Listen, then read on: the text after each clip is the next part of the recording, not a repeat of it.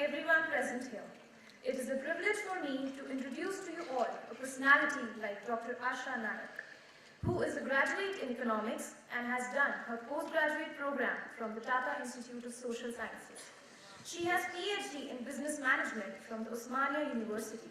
She has several years of corporate experience where she has been the head HR at Fujitsu, ICIM, RPG Group, and the global head HR at Tata Technologies Tata Group. She has also worked at the Center for Organization Development, where she provided consulting and training support to organizations. Currently, she is on a Reserve Bank of India appointment as the Bank of Maharashtra Advisor HR. Dr. Nayak has lived and worked in India, Thailand, Germany, and the United States.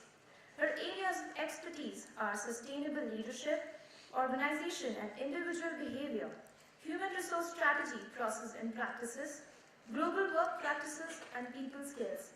It is a privilege to have ma'am as moderator for the panel discussion, which is bound to churn out ideas that will help us understand the corporate world in a better way. Thank you. We would like to call upon Nikhil Gandhi, Student Manager BIMM, to introduce our guest, Mr. Rakesh Malviya. Thank you, Neha. Good evening, everyone. It gives me immense pleasure in introducing Mr. Rakesh Malviya, Head HR, Reliance HR Services. Sir did his Bachelor's of Socio-Legal Sciences, Bachelor's of Law, Diploma in Labor Laws and Labor Welfare from Symbiosis International University. He did his Master's in Personal Management from Symbiosis Institute of Business Management. Sir started his corporate career as a Senior Executive HR in Siemens and was a part of the company for more than 5 years. Later, Sir joined RADAC, that is Reliance Anil Dhirubhai Ambani Group, and his 14 years of loyalty to Reliance not only added value to the organization, but to his own personality as well. During this period, he has handled various HR roles and currently working with Reliance HR Services. He is one of the founder team members of SIMS and is also associated with Indian Society for Applied Behavioral Sciences. With this, I request Sir to please enlighten us with his words of wisdom. Sir, the podium is all yours.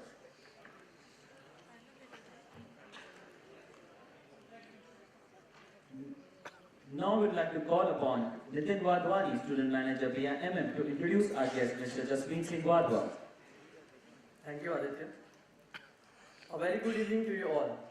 I feel extremely honored to have the opportunity to introduce the amazing personality, Mr. Jasmeet Singh Wadhwa, Vice President and Head, Group Human Resource at Infrastructure Leasing and Financial Service Limited.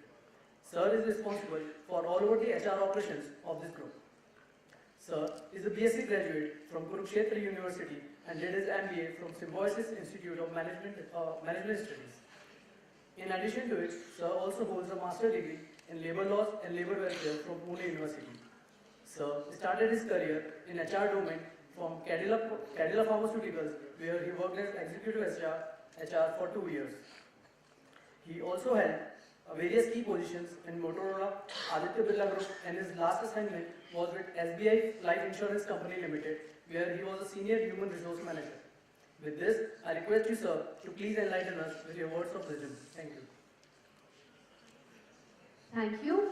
May we now call upon Priyanka Roy, Student Manager BIMM, to introduce our guest, Mr. Gautam Sinha.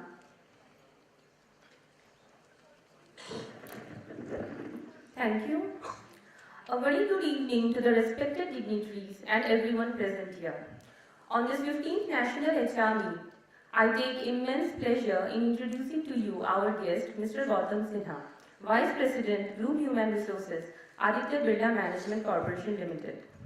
After completing his PGDM in HR from Symbiosis Institute of Management Studies, Pune, Sir made his foray into the corporate world through Bharat Gears Limited and moved into different roles in HR functions in organizations like 123india.com and United Phosphorus Limited.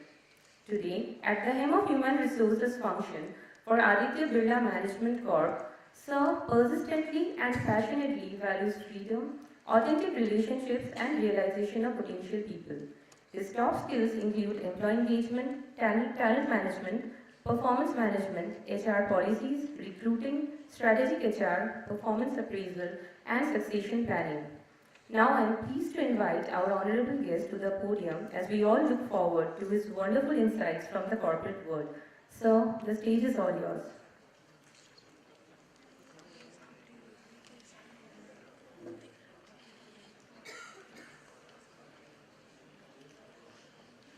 Friends, India is in the hands of the youth. That is what everybody is saying. And if you have any doubt, they should come and see this auditorium. And the leadership is also in the hands of the youth, the youngsters. You can see the towering, fast-track, growth-oriented corporate leaders in front of you. Ladies and gentlemen, I feel honored. I feel very happy to receive these corporate leaders.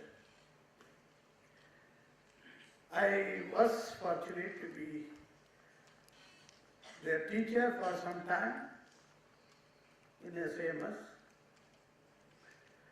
With Rakesh Malavia, it was literally 6 years, 6 long years, because he was a hostelite, I was a hostelite. I think my transformation from military to management, a hostel, he was very active. And that itself need at least one day if I have to discuss about the hostel and hostel experience. Now, all these three corporate leaders, I am not talking about Dr. Asha madam, because you all are seeing Asha is like my lucky sister. So friends, whenever I am in need, very professional need or personal need, all that I have to need to do is just to give you a call. They have instantly responded. Instantly responded. Years have passed, positions have changed, status have changed, but they give me the treatment of a father. And these are examples which keeps me encouraging, which keeps me to work hard. I don't want to take much of the time now. I hand over the mic now to Dr. Asha Naik to conduct the proceedings, please. Thank you, Jasmeet. Thank you, Gautam. Thank you, Rakesh. Thank you. Guys, very good evening to each one of you. If I stand today here, it's not me, it's because of Bala sir.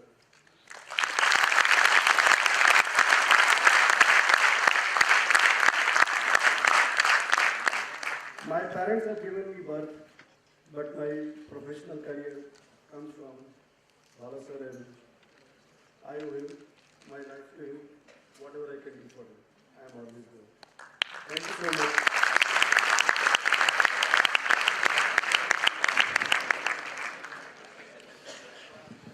I think words would fail. Sorry. Hi all. It jokes to say and talk about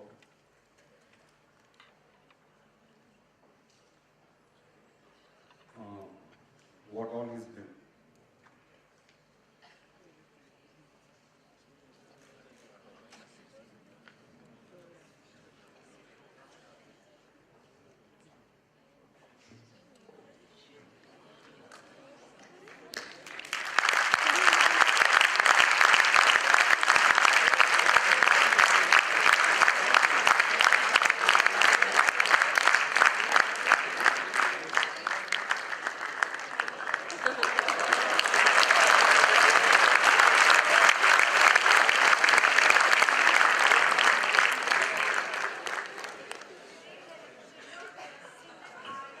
Here, we have Palasar, Biju, the three stalwarts reminiscing about what this institute, what Bala sir meant to them. Their emotions, their affection, their unstinted support to Bala sir and whatever he's doing is evident to all of us. But sir, on behalf of these stalwarts, let me tell you and myself, the real energy and the enthusiasm we get is when we have someone like you as our role model.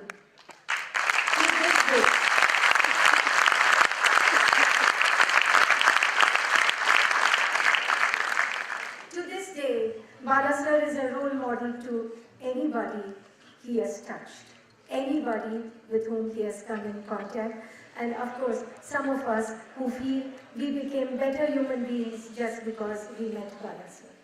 So with this in mind, let me start the proceedings for today evening. Sir, for your benefit, there is a lot of youth, enthusiasm, energy, wonderful young people who have been groomed by the same Bala sir, waiting to join corporate India in the next few months. So this is the group with whom we are interacting today, and they have been, I'm sure, enthusiastically waiting to interact with the three of you.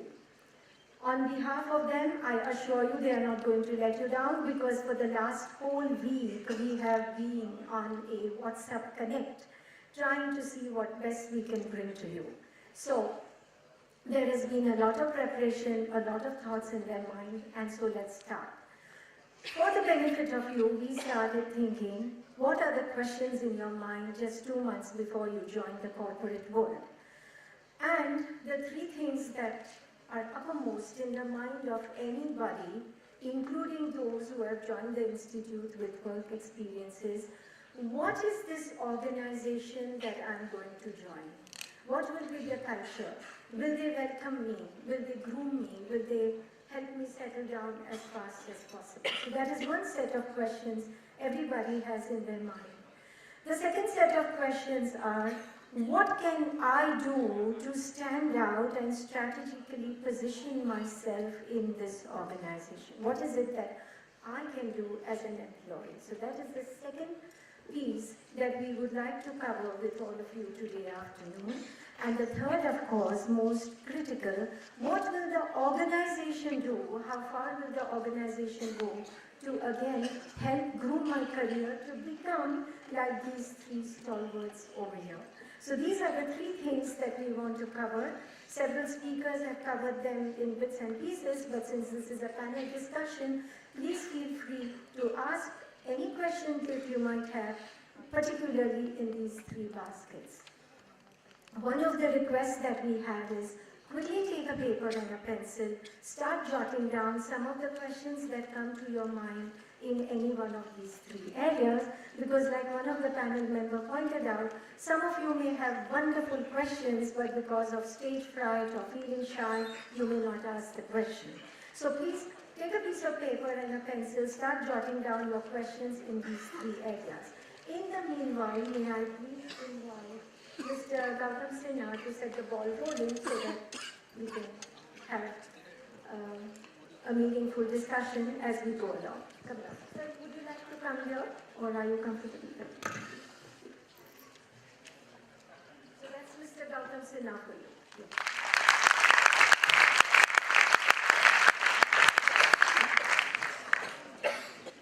So, very good evening.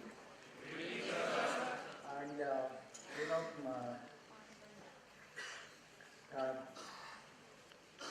it's difficult to set the ball rolling in front of a guru. I've been a student of Bala sir, and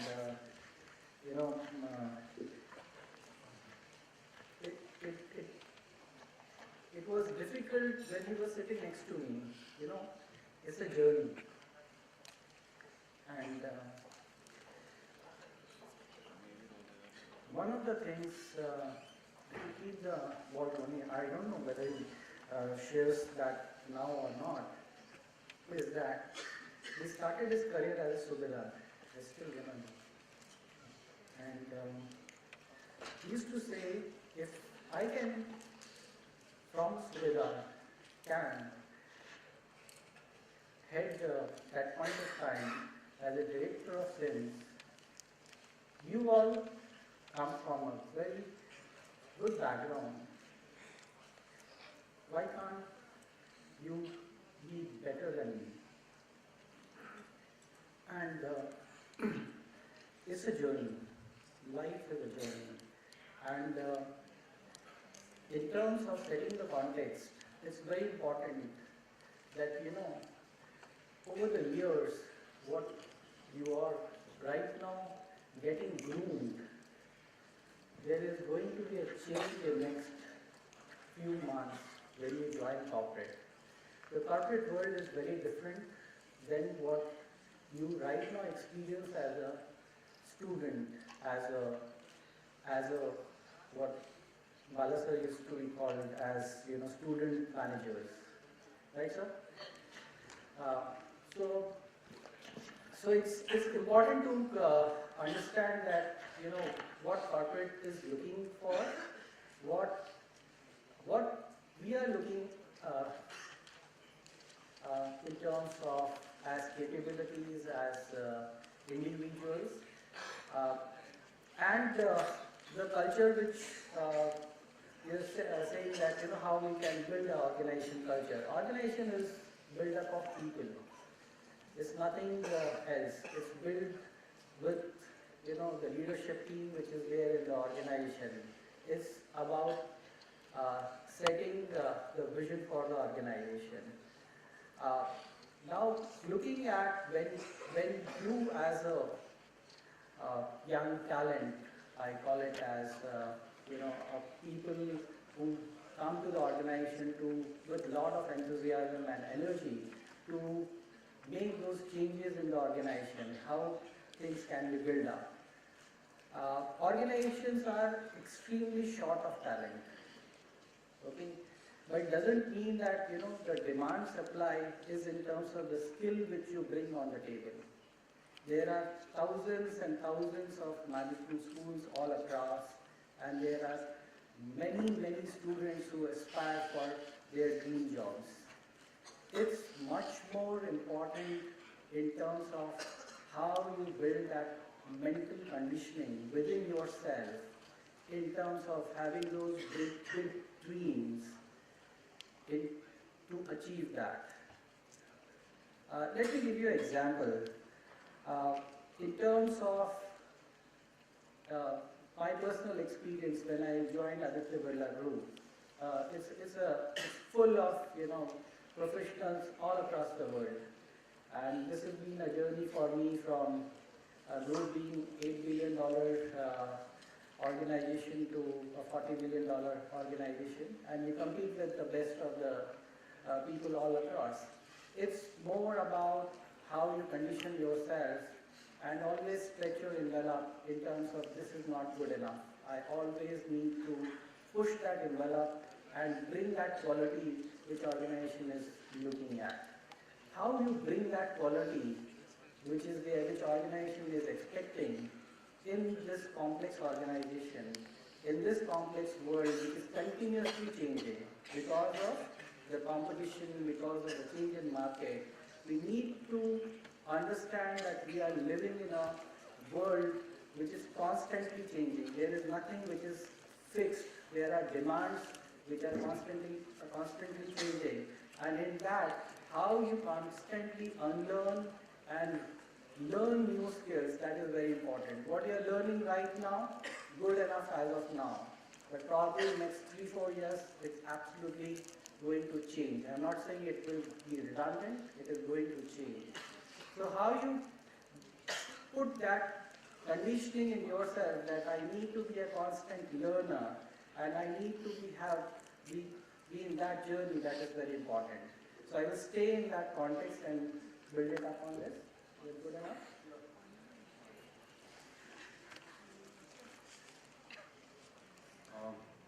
Just to add on to what Gautam has already started talking about, I think culture is something that's very easy to relate. I mean, if you talk about your own family, there's a particular way in which you behave with each other, other family members. There's a way in which you would welcome a guest or treat a guest when a guest comes to your house. There's a way in which you treat your servants, people who work for you, could be your driver, could be your maid, and that's nothing else but culture. I mean, just replicate this to an organization, and I would say it is a set of those behaviors which get repeated often and often again, and you get the same reaction to a particular situation. Now, if I was to give you some examples on this in this area, I mean, I work for Island FS and I've been there for almost over 11 years now. We say we have an open communication, and if you walk into our office, you wouldn't find any rooms. There are no rooms. My chairman sits out and it's just a cubicle. He is that approachable. All people of the management board sit out in cubicles, so you can see them, you walk past them. Any email written to the chairman will fetch you a reply. I can assure you that. Any email written to a chairman fetches you a reply. Either he will respond or he'll pass it down, somebody else will respond, but he ensures that the email is responded to. So that's the part of the culture that we talk about. Communication is one which is open, which is, if you write to somebody, you will surely get a response. And that's the example that I was quoting. There are many more. I mean, in Island FS again, I was to again give an example, and I keep talking in the room about how different organizations take care of their employees. Two such incidents happened very recently. Am I audible?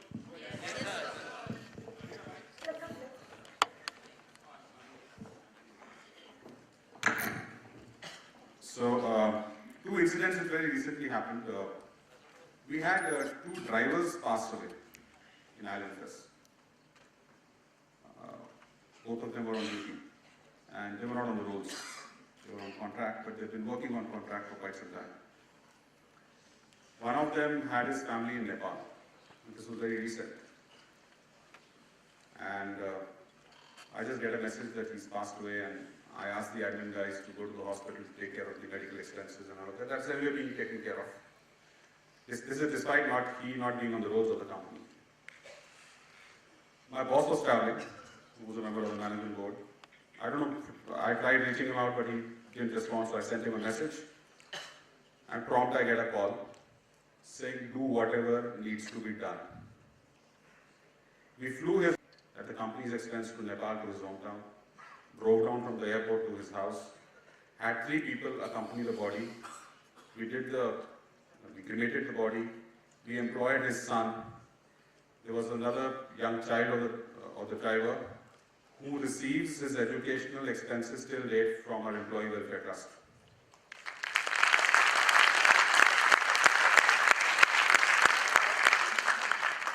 So, and the other example is almost similar. In the other case, there were 2 children whom we are still supporting, and it's almost been 2 years now. And this doesn't stop, this doesn't just happen with drivers. I mean, we have a secretary who has a differently abled child. And we have set aside a sum of money in the trust, which generates a monthly income to take care of the child's medical expenses. So I can go on and on, but that's again the culture that we're talking about, just to build on the context.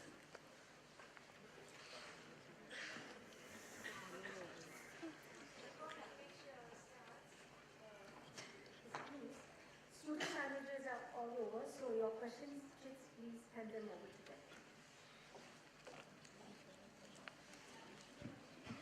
See, culture is nothing, it's created by us. With the people who have experience, I am the Kelly founder, and as Jesse mentioned, that something is getting repeated again and again. But culture can be changed, it's to us as young managers, as a leader. I am being part of, I think 3 of us are working with the organization for more than 10 years, and with the last for 15 years now. He's with Aditya Birla for more than 10 years, and Jesse with ILFS. Culture gets created by us, we are the people. It takes time to build a culture or fit in a culture. I was with Siemens had a very different culture. And when I came to Reliance, it was very different culture. In Siemens, you walk across to anyone's cabin and talk to the person. In Reliance, you have to take in permission before getting. What I'm trying to say is, this culture is nothing, we are the sets of process, rules and systems which people have to follow. And the experience, which can be sometimes very positive, sometimes can be negative. But when it comes to negative, it is we as a manager have to have courage to communicate to our supervisors or the leaders who are leading. The committees are there in our organizations. Very good voice how this culture is impacting. As my colleagues have already given, like just was mentioning how we support. We also do many kind of such activity. But culture is nothing, something is like rules which cannot be amended. We have a culture in Bala society as well, very strict, disciplined manner. So culture is a framework in that all of us we operate and we work. That is what I personally believe in. So culture created by us, we are the one who works in that culture and we are the one who can choose that of any organizations. It requires a lot of patience, and the patience only can come when we are stable. This I will talk more about it once we progress. Why I am saying about stability. Ma'am, you can go ahead. Ready to take the first question, if you could bring some of those things.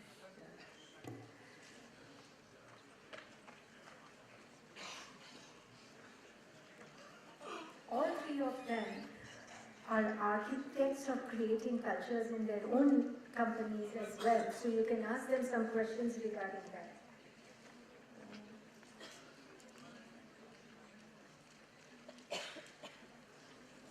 Okay, this is a good question, but I'm going to hold it back. The question really is, Panish Murthy case, how would a situation like that be handled in the cultures that the three of you represent? So this is one question. I suppose when they mean Panish Murthy, they would also mean that when unethical behavior happens in comparison to the ethics set in the corporation, what is the dilemma that you would, as HR people, face, and how would you handle it? So this is a broader question in that area. Good question. We will take it up.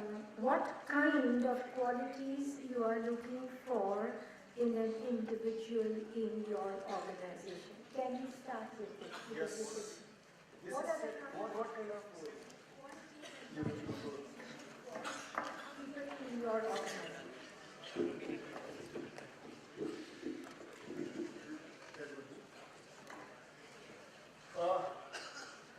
Ma'am, the questions, the second one you're talking about, this what qualities we are looking for it. I think on this dais, everybody is talking about it, my both the colleagues are going to agree to it. We look for people who are having a positive attitude. We say we have, but I feel that I have a positive attitude. It's not me who has to decide. It's the people, the team who are working with us, they have to say that this person with a positive attitude. So whenever we meet up with the new candidates or talking to them, interviewing them, we look upon it. So this is one very, very important positive attitude. Maybe someone is scoring 99 or 110% in the subject, but attitude is not positive. I am very sorry, the place is not there in the organizations. I think that's true. That's a given. Most of us would know by now.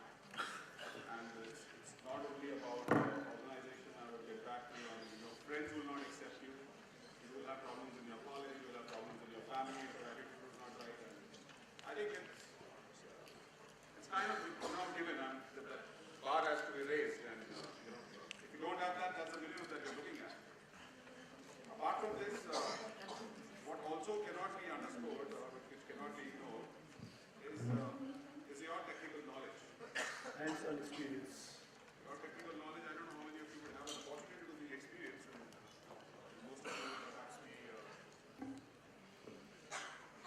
So technical knowledge is something that's also very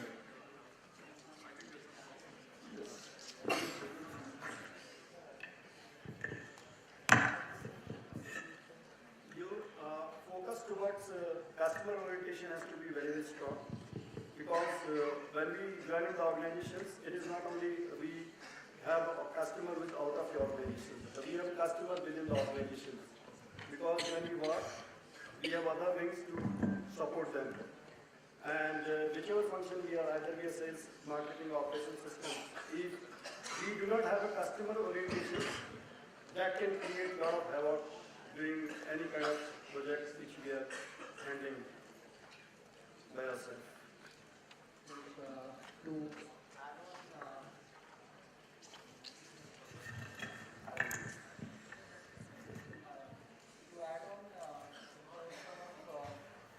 The aspect which organizations looks at is that, when you carry a tag of MBA, which is there, and people in organizations, they always feel that what extra value addition you are bringing on the table.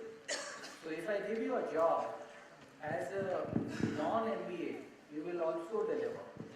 If you are an MBA, what is that delta difference you are going to bring in that quality? So quality is all about how you are able to approach that in terms of the thinking, in terms of designing, your approach as a process, and your approach in terms of the execution. And that's a huge differentiator, and that's a huge pushback a lot of managers put across that, if this person is from this institute, why he is not bringing that kind of differentiation on the table. That's a very important area. So you will be measured every day in terms of the work you are going to deliver. I think, if you're thinking that you have an MBA with a chip on your shoulder, be rest assured that it's a big burden that you're going to carry. And it comes with a lot of expectations. It's not that you are, you just saying that, your management training and, your training and all that other work.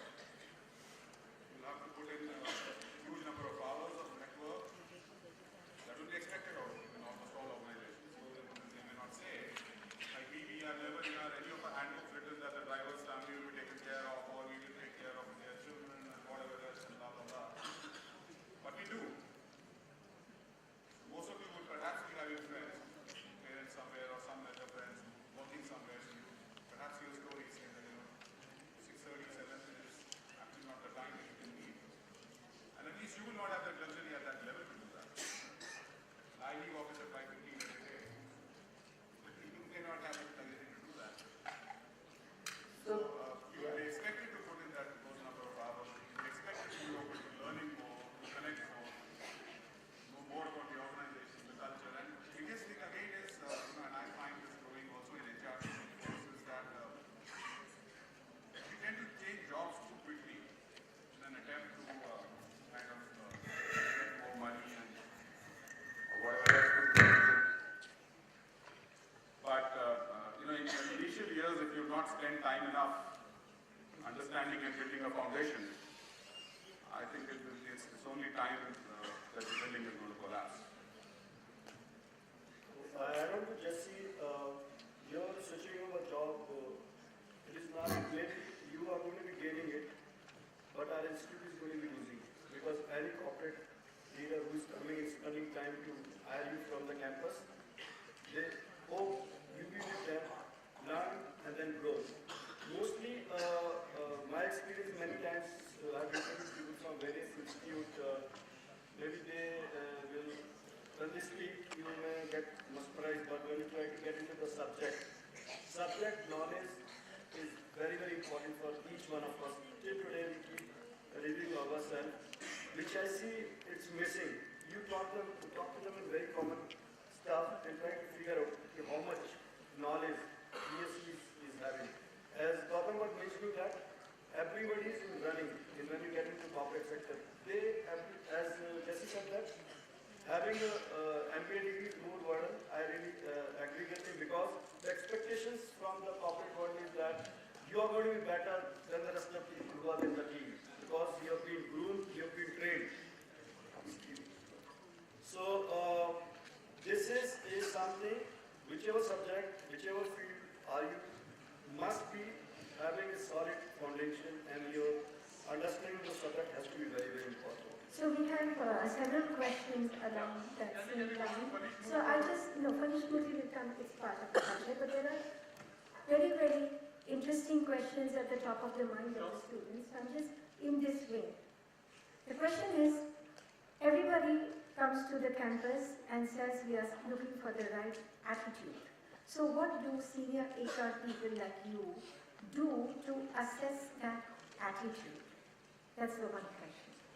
Second is, in the same vein, that people, when they come to hire sales and marketing people, they say we are looking for someone who's aggressive. So what exactly do you do to make the assessment whether a potential candidate is aggressive or not? And the third question, interesting, how do we handle rejection? I think they're all very, very, very good questions. Let me speak from my experience. These days, there are a number of tools available to assess people.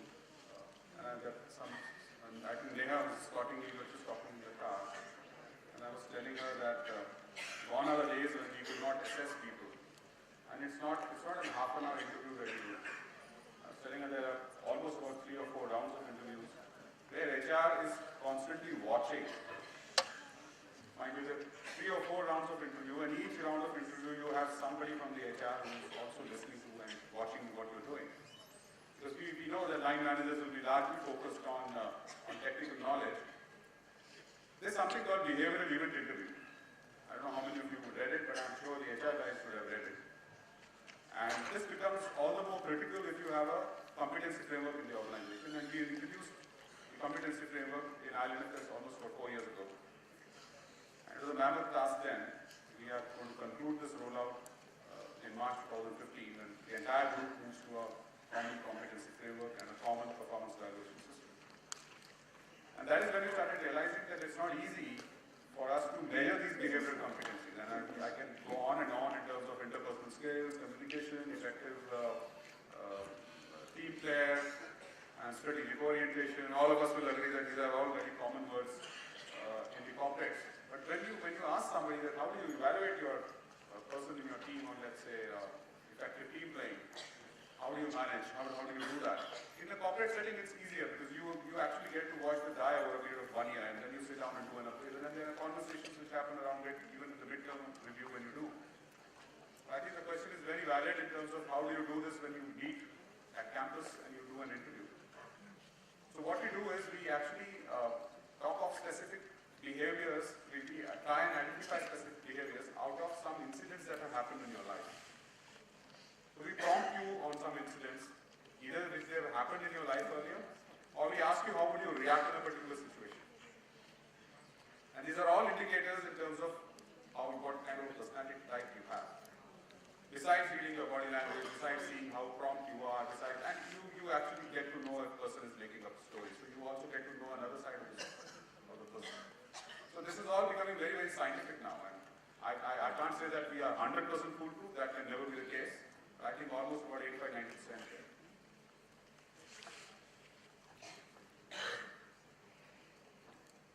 So I was just listening to Jesse, and the thing was occurring in my mind that how I should prepare myself for this, because organizations are becoming far more sharper and spend more time, energy in terms of selecting talent now, which was the battery of psychometric tests, the group discussion. Now, how I prepare myself? That was the question. So, as a student, what needs to be done? I think one of the fundamental things which is important is that how much you are preparing yourself. And it's not about the question is that it's about positive attitude. You can't bring it if you are not doing it every day, and that's what I started with. If you are not conditioning yourself, how much feedback you are taking from your professors, from your colleagues, if there are weak areas. Say for example, you're not a good listener. How you will change that? Those are fundamental changes you need to bring in your behavior, and those are long-term things. It's not going to happen in a day, and you will always feel that, how I'll make that change. That change, you need to first set those goals, that these are the pieces I need to make those change. Whether it is in the technical area, whether it is in the behavioral area, and you need to work on it. Sir, Bala sir, I have one humble request. I don't know how many people here has anybody here gone to a landmark forum? None. You have? One. Sir, I have a humble request. I've personally been to Landmark Forum. It's a 3-day program that they run on Friday, Saturday, Sunday. They have many, they run at many places. I don't know if Pune is the center. Did you attend at Pune or did you attend somewhere else? They have in Pune, right? It may be life-changing for some students. And we talk of attitude. It's not a very expensive course. They charge some 7,000-8,000 rupees or 10,000 rupees. 10,500 per participant. And it's about 200-300 people gathering in one center. Believe you me, even if you don't participate, it impacts you. And you will see life-changing things. I don't know what's your experience. Can you just share your experience, what happened in your forum? Who was leading the forum? It was Sodhi, sir. Balwinder Singh Sodhi. Yeah. So what was your experience? It was a mind-changing thing. Actually, the mindset of mine was quite different. I was in CA that time. Okay. I took a decision of converting into MBA after that forum. So sir, my suggestion is, if you could make that compulsory for all participants to attend, it could be life-altering for quite a few people sitting here. It will be a life-altering. It could change many people's lives. Thank you so much, sir, for that suggestion. The next set of questions really are towards the recruitment policies practiced in the organization. So the very interesting question is, some companies insist on 60% throughout your academic career. How appropriate is it? Because when we talk about, we are looking for people with the right attitude. Second question is that they ask for 60% even, a first class, even at 10th standard and 12th standard. So should a student be penalized throughout his career just because of the 10th standard, 12th standard results? So this is a question in the same family. There is one more question that when we talk about, we are looking for people with the right attitude, but then how will you find out our attitude, because you give us some aptitude test even before you meet us. And so many of us do get it knocked out at the aptitude test level itself.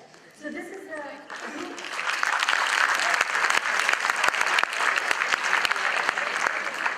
So this is a little tough, but I'm sure the panel will try their level best to answer these questions, because the organizations must be having some justifiable reason for doing this. But all these questions are almost in the same time. So please, anyone. So let's understand what is the recruitment process. If I need to recruit 2 positions and I have 1,000 people applying, there needs to be a selection mechanism. Okay, in every phase of doing stages, I need to reject people. It's not selection.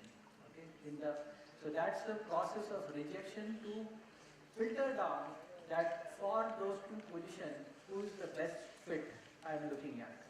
It's a very cruel process which is there, but that's the life, that's the fact which is there. So the whole battery of processes or steps which are there is to find out who is the right fit for that position. If I had 1,000 positions, it would have been much easier, but that's not what actually the things are. So if as a selection process, if the criteria is that I need to put a criteria, I need first division, that is also a rejection process which I am doing, so that there is a process which eliminates. So the process of elimination is there, and that is why it is important. And for, I may, if I am not getting, I may reduce it from 60% to 55%, to 50%. So those kind of, if somebody has got 55%, they will get covered. So that is a process which is there. You can always question those process The important aspect is to understand and respect that this is the way the organizations are setting up the process to reject. So if you are getting rejected, don't get disheartened. There are other opportunities which will come. And I have been to the campus hiring and as a student when I was, it's a tough time. It's an absolutely tough time which is there. But we need to learn to handle those emotions.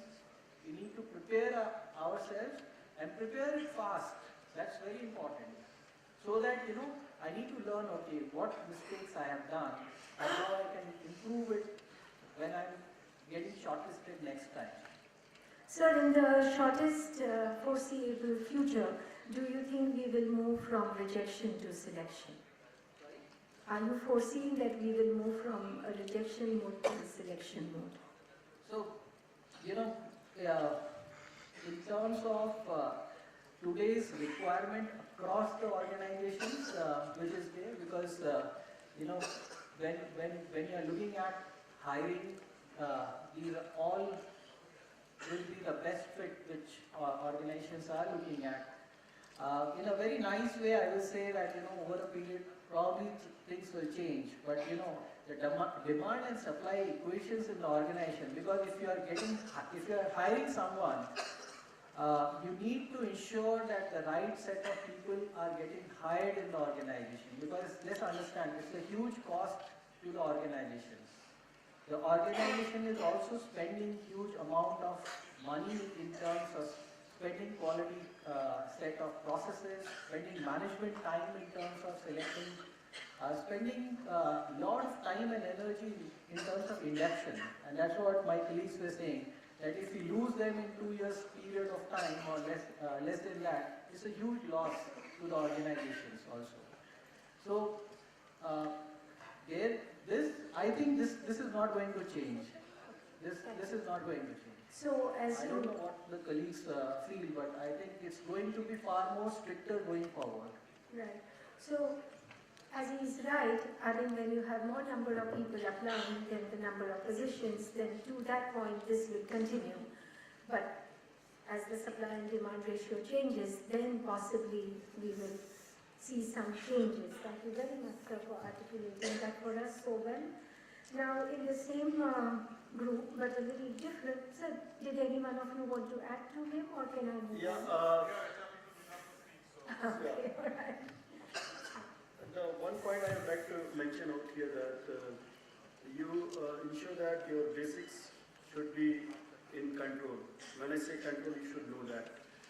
Because most of the organization which comes for campus hiring, they look for, when you say attitude, how much knowledge you have, but how you present yourself.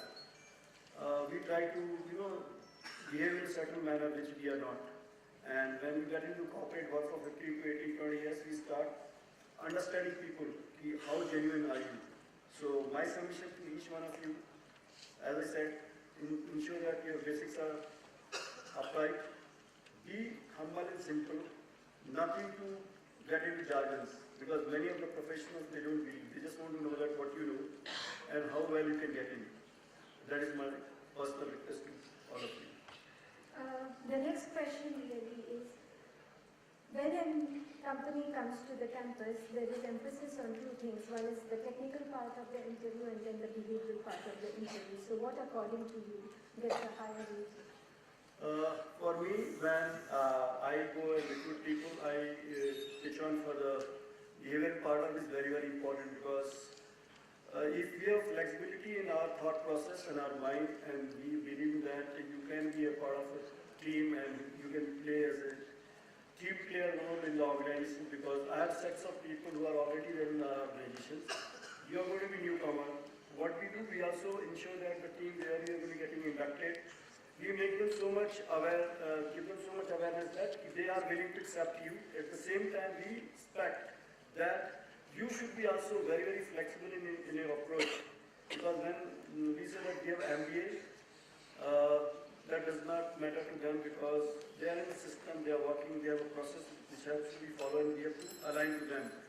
And winning people in your organization where you're working, your flexible approach and adaptability is one thing which is going to play a very important role. So when you are sitting across the table and answering the corporate leaders during the interview, you have approach of being adaptable. That is going to be, because many times they will probe you to see that how flexible you are in approach, how deep you are. Sometimes if your technical slide, they can give you some time to work upon it. Many times I have done it, I've found people are good in the behavioral side, but technical they are weak. I've given them 15 days, 1 month's time, now please come back, and we have taken them. And in fact, I've taken a couple of people from here. One of the team members is still with me, rest of them got married, so they have to part away from us. While seeing this, your approach, it's you who is the one who has to, when you sitting across the table with the corporate leader, your communication, how effective you are. When I say effective, your knowledge, your behavior, your attitude, which comes from you within. I think, simply put, it's like asking the question whether GMAT score is important or TOEFL.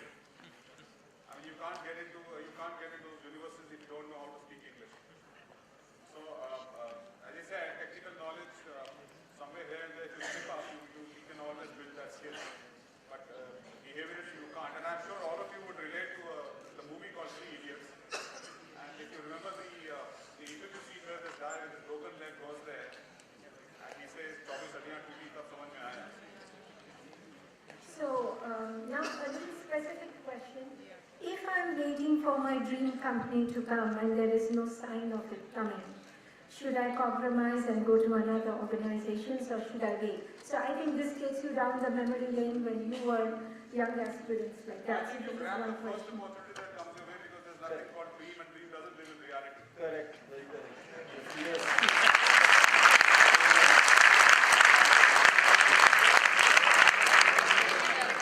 Good question and a very worthy answer. Moving on. We all know that the government has changed. Do you people see any impact of the change of government in your organization? Oh, tremendous. I come from infrastructure sector, so you know how that gets impacted when the government change. So for sure, yes. I mean, there was a complete policy parallelism on the infrastructure side for quite some time, and we are quite bullish now. But obviously, financial services is nothing really got to do, and it's an economic scenario which is world over. So to be extent, first 50% is obviously something that really impacts us quite a big time. This is a question for Rakesh, sir, specifically for you. So what drives you to sustain in an organization for a very long time? That's really interesting one. It's your, no, let me answer it, then you will go ahead. You need to be self-motivated. You need to be self-motivated. You need to drive yourself. Your accountability to the tasks which have been given to you. And when you get depressed, you need to pat yourself and move on. Because where I work, our organizations, I am very thankful to my both organizations, Siemens and now in ranks. Unless until you get challenged by some tasks, some situations, you need to find a way out and then move on. And that is what I believe in. Nothing like that we are sitting here every time we are smiling. We also get into tough situations. But it's we have to think. So we take time to react and then we plan it. So we really become self-motivated because people say the times keeps changing and situation also changes. So my submission is that stress is going to be coming, situation is going to be tough. Don't give up, because when you get into corporate sector, you are working in ambiguity. Many times it's going to be happening.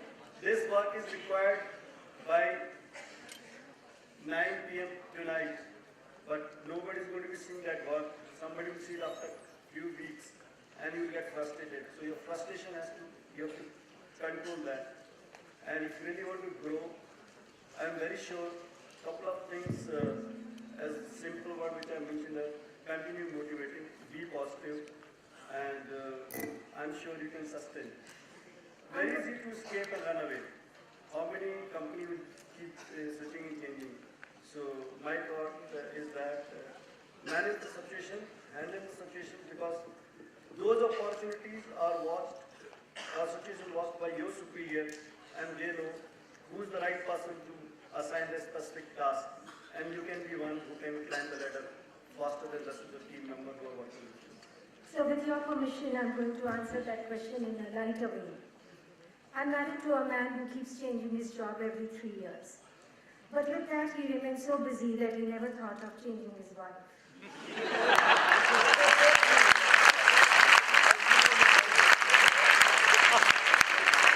Alright, okay. Now this is a question for ILFNS. In an infrastructure as well, I did my internship with your company. I am a marketing person, so despite all of this, what is the prospect for a marketing person in your company? But in infrastructure, if you want to ask, there's nothing called marketing. Who do you go and market? We speak to the governments, we speak to the state governments, we speak to the central governments, and we get projects. But there's nothing called marketing. Right. This is a HR person's team question. Why is there so much emphasis given on soft skills and people skills in any organization? Because people are your diamonds. They are the one who drive the organizations. If sets of people are not there, how can you run the business? How can you grow the organizations? If you have to generate the revenue, you have to have a positive attitude and your behavior. If you look at one of the key differentiator in the organization is people. And lot of time in my experience I have seen that there are people, or if somebody new has come and taken up that role, that person has completely changed the way that role was driven in terms of performance, in terms of delivery, in terms of if you look at some sales territories which is much more easily quantifiable, you see not only the person is able to achieve, but maybe exceeding the targets. So it's all about the people who actually are manning those roles. So performance is very key, and it's very important that you need to be on that, the top quartile in terms of performance. I think more simply put, people don't need jobs. They need their bosses. More simply put, if that conveys what. A very good answer. So when you go in for your potential interviews, try and measure out who your boss is likely to be. So, good question once again. When the companies come to hire, they generally ask this question, and many HR people ask this question: why should we hire you? How are you different? How should we respond to that question? I don't ask this question.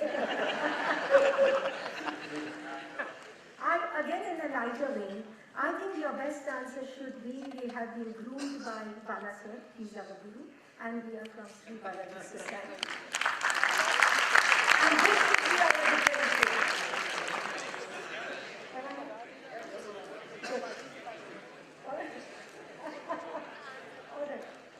All right. I'm going to save these two questions for the one question. The questions are only and what were your experiences in the first 100 years. So these are good questions for us to conduct a panel discussion. Now I come to this bunch of questions on the organization culture. Most of them center around two things. How do we handle the Punishmurti kind of unethical situation which abound? That's one set of questions. Other is, in the hierarchy, oftentimes the seniors pass on all their shortcomings onto the juniors really suffer. Is there any way out of this if we come in the HR? I think seniors passing off their shortcomings to juniors is an opportunity for you guys to learn. Seniors pass on their failures to the juniors. The seniors pass on their own failures onto the head of the juniors. I don't think that's true in almost all organizations. There may be some bosses who may be doing it, but not everybody. I don't think there is a culture which typically generates this kind of a response at such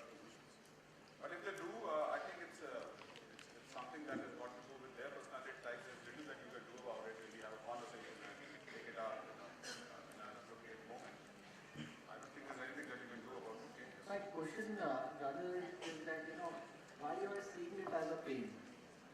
You need to look it at as an opportunity which is there.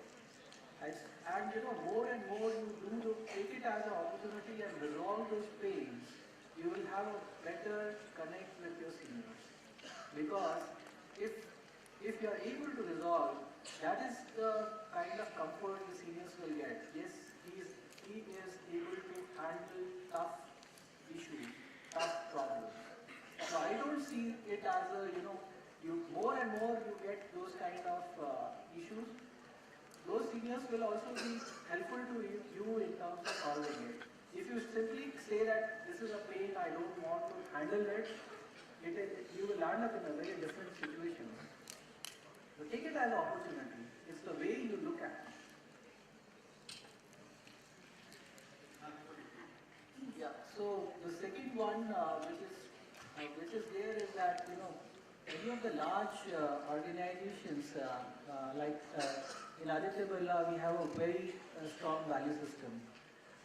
We have policies and procedures in terms of how to handle the sexual harassment cases. There are committees which are there, which are designed to handle all this, and so I suppose all the mature organizations, they have these processes in place in terms of handling the cases.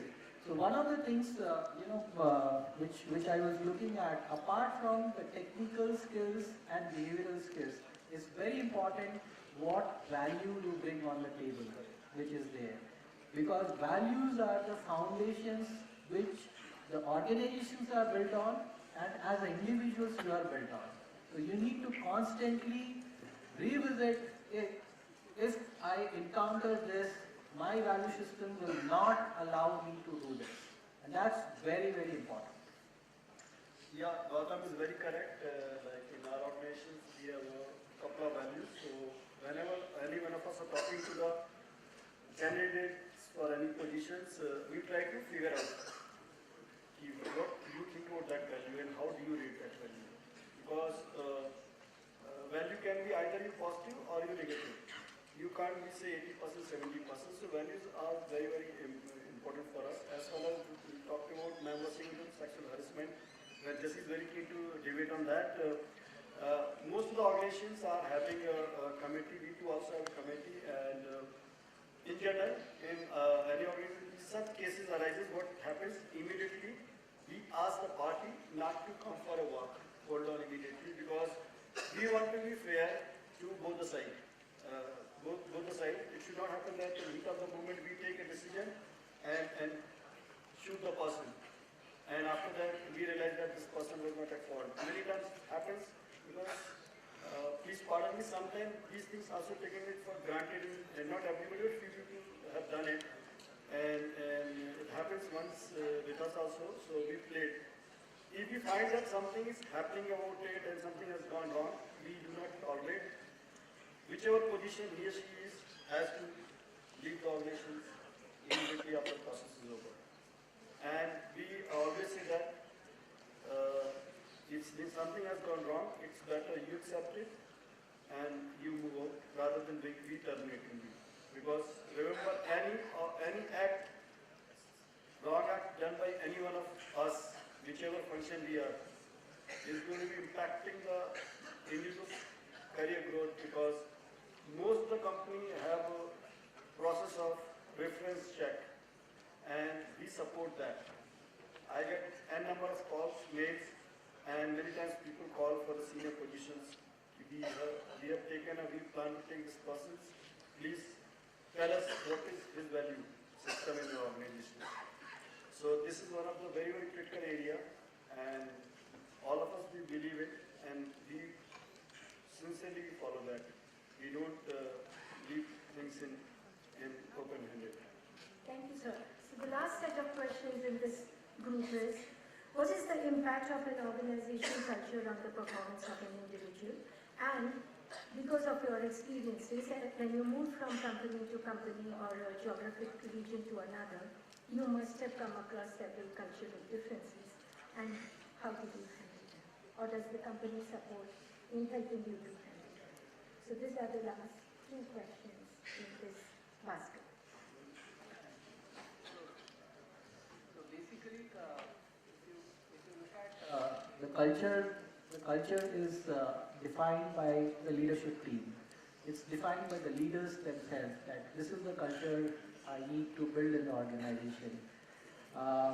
If I look at there are two aspects. One is the visible one, which which Rakesh was saying.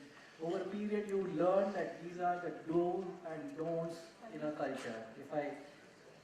And certain things are intangible, which are invisible, so over a period, the organization first needs to set out and understand that what is the culture of organization which is there.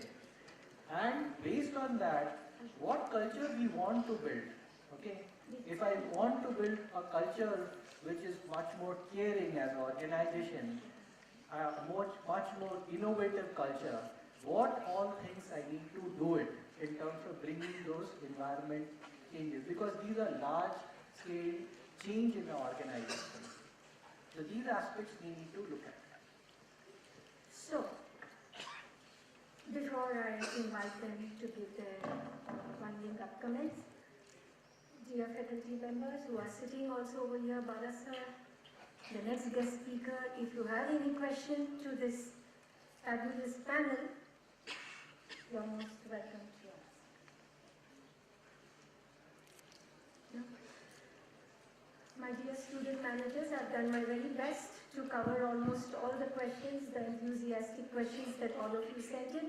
By any oversight, if I missed anyone, or if you have not yet got the response to your question, you have the next couple of minutes to please raise your hand before we move on. Okay, thank you. This was most wonderful. All the questions are still with us. Thank you for your interest. Now, as we wind up, questions. What was your experience in the first 100 days as you joined? I'm going to request each one of you to please respond. Any hardships that you faced and how did you handle them in your career so far? And your own personal views on how you would define integrity from an organization's perspective.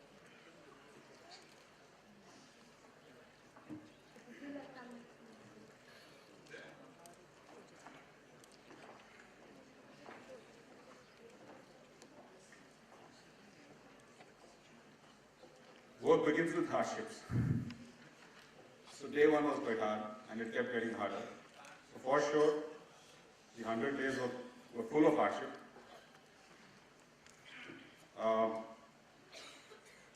I think I was about 5 months, 6 months old in the system, and I was working with Cadila Pharmaceuticals. I was sharing this with the panel members. At 2 o'clock in the night, I get a call from the factory saying that the ITI workers have gone on strike and they're shouting slogans and they held up the work. I'm 6 months old in the company. Forget the company, 6 months old in the job. And that was my first job. So that's where it begins. And you don't say no to it. You will learn something out of it. You make mistakes, but that's fine. I still remember my vice chairman when he addresses the group of new joinees at the time of induction. The first thing he says is, you're welcome to mistakes. We encourage you to make mistakes in IMFS. But please ensure that you don't repeat the mistake. Make as many mistakes. You are tolerant, you will tolerate, you will learn. But if you repeat the mistake, then you're gone. So as long as you make mistakes, it's fine. Organizations are willing to accept you're all humans, yeah, you all error. So, but please learn something out of it, move on, and ensure that it doesn't repeat. So that's what my story for first 100 days in hardship was all about. What was the third that talked about? I think there are various definitions that move around in various corporates when I deal with people on integrity. The way I look at integrity is not that you will not bribe someone or you will not receive bribe, give bribe. be honest. No, I don't think that's integrity. Integrity is, and when we're talking about, especially in organizational context, is that you be true and completely aligned to the culture of your organization. If your culture of the organization is to bribe people, that's integrity. Because then I'm out of the value system.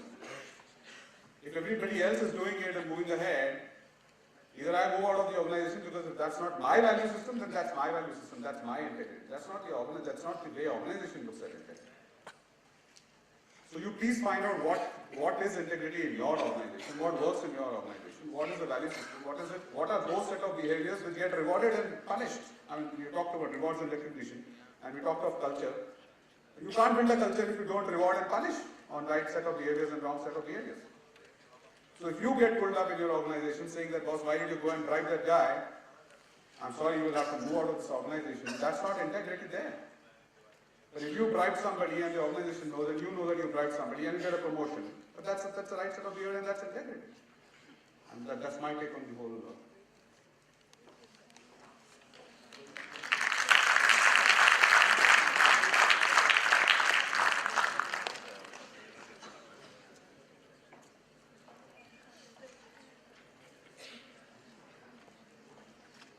My 100 days initial, I think that was with Bala sir when we started since.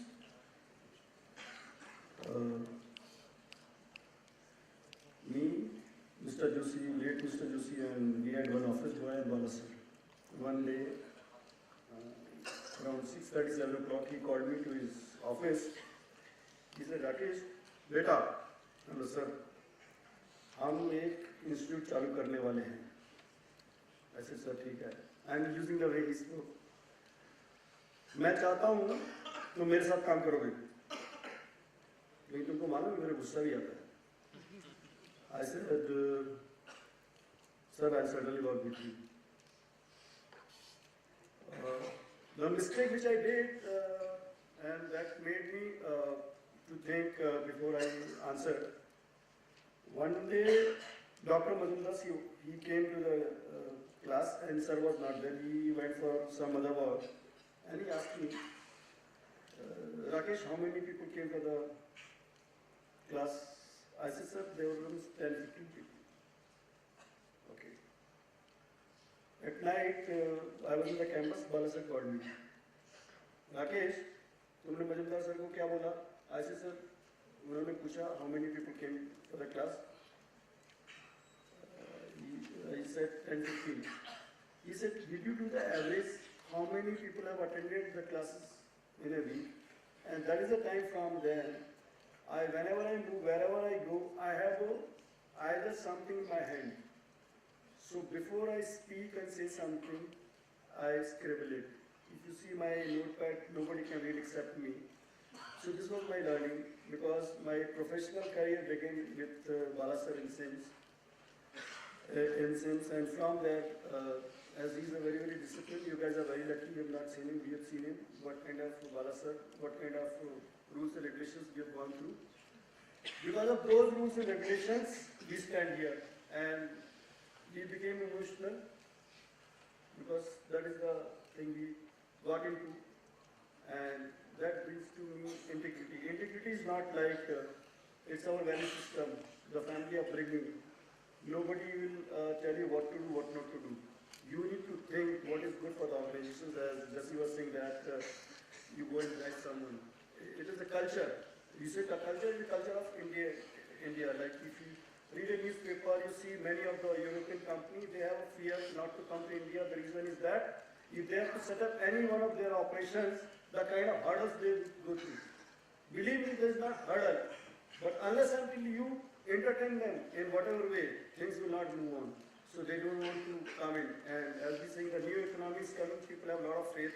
And our Prime Minister hoping that things are going to be changing, like yesterday happens in the statutory part of it. Inspector Raz, where the inspector used to come whenever he wants to come, he will call you and we have to entertain them. So changes are going to be happening. So as for me, integrity is that it is in our value system. integrity can be happen at your personal front and professional front. So we should do the things which is going to be helping us. When I say to myself, I do something in heat of the moment that should not be considered part of the integrity. But every organization wants you to, whatever task has been assigned to you, you do it intelligently. That is from there your integrity happens. Task has been given to you or passing on to someone else. You are accepting your responsibility. I also feel that you are not taking care of that, and that also becomes for me in personal, because I believe in a couple of sets of value which I carry, and if those are not matching, I have a problem and I speak, and that is what was the third one? That's all. Thank you so much.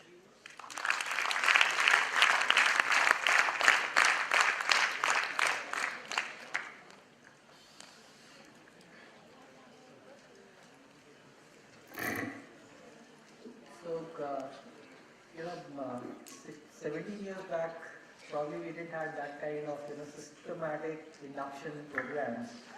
And one of the first 100 days, I remember I was working in a company called Bharat Gears. And that point of time, the organization had a union of Datta Samant. I don't know how many of you know Datta Samant, but he used to be a very strong old guy who changed the industrial relation, at least in Bombay and in and around the region. And sorry? Yeah, Dr. Datta Samant, yeah. And the union guy, and probably I was 3 or 4 years old in the system, and we had a HR meeting, and I came out from the meeting, and the union guys were there. And in that meeting, they decided that there is a change in venue, and for the union and management meeting, which was little crucial meeting, which where the venue got changed. And the person, so I was new, and the union guys saw me, and they were inquiring that where is the venue of the meeting, and I told them that venue has got changed and it's a new place.